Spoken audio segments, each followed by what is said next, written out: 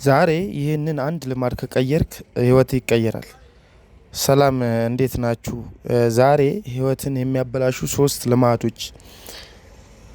ይህንን ቪዲዮ እስከ መጨረሻ ካላየ ትልቅ እድል ልታጣ ስለምችል ተከታተለኝ። አንደኛ ሁልጊዜ ነገ ማለት ነገ ነገ ነገ ነገ ነገን ይወልዳል። በሁለተኛ ደረጃ ከራስ ይልቅ ከሌሎች ጋር ራስን ማወዳደር። ሁሌም ቢሆን ራሳችንን ከራሳችን ጋር እንጂ ከሰዎች ጋር የምናወዳደር ከሆነ ያ ገደል ይዞን ይገባል ማለት ነው።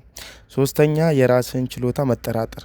ሳንሞክረው ሳናደርገው ወይም ከጎናችን ያለ ሰው አትችልም ስለሚለን ብቻ ችሎታችንን መጠራጠር። ስለዚህ ማድረግ ካለማድረግ የተሻለ ስለሆነ ማለት ነው።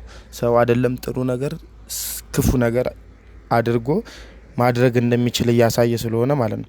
እስቲ ከነዚህ ውስጥ የትኛው ነው በእናንተ ላይ ያለው ወይም ደግሞ በእናንተ ሀሳብ ውስጥ ያለው? በኮመንት አንድ ወይም ሁለት ወይም ሶስት ብላችሁ ጻፉልኝ። ቴንኪው